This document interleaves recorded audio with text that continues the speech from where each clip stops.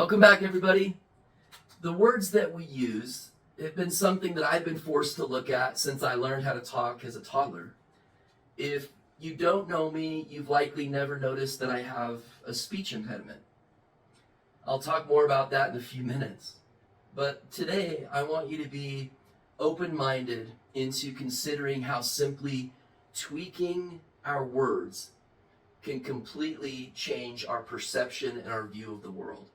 So today, we dive deep into transformational vocabulary, revealing the monumental power concealed within our words. So let's dive into it.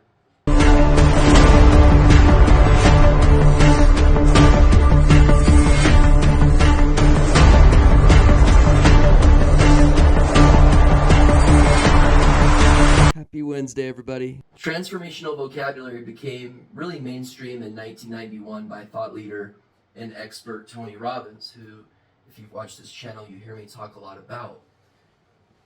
He discussed and underscored the immense potential within our words to shape our experiences, our influence, our emotions, and steer our reality.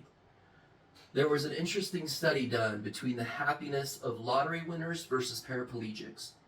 It found that 5 years after either winning the lottery or becoming paraplegic, those confined to wheelchairs were actually happier than the lottery winners. I didn't believe this when I first heard it. But when we break this down, we find that the reason is based largely on their expectations that they created 5 years earlier. When we understand that there's an intricate web between words and expectations, this makes sense. George Lakoff and Mark Johnson describe how our linguistic choices, particularly metaphors, don't just describe, but actively construct our realities. Words can serve as the architects of our perceptions and our emotions. There are some real empirical insights. Stories and case studies are all over the place in this field, in this area. And they really show how a mindful recalibration of words propel people towards positivity, growth, and often unanticipated transformation in their personal or professional spheres.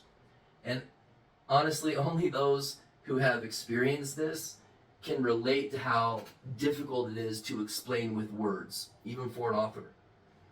Words are the psychological bridge to our emotional well-being.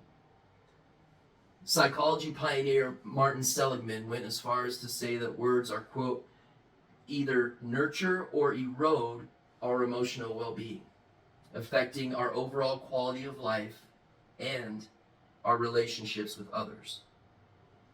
How do you implement and really transform your vocabulary? I've attached a worksheet that I think is going to help. We'll get to that in a minute. But implementation begins with awareness. How many times have you heard me bring up personal awareness on this channel? Just about every week, right? So when I say personal awareness, I mean fighting through feelings, feeling through fear. Start by empowering and consciously altering words that disempower with their more positive counterparts. The worksheet that's attached is for you to use, and you're more than free to use that. It's helped me a lot.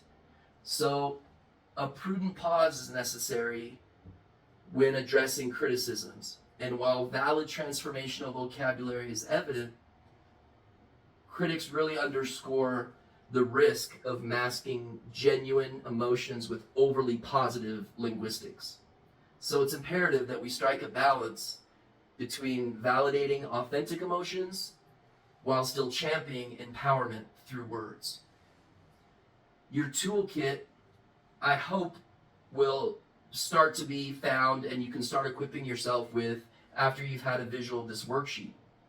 With these practical and very simple strategies, remember the goal is not to shun negative emotion, but to navigate through them with constructive and empowering linguistic lenses.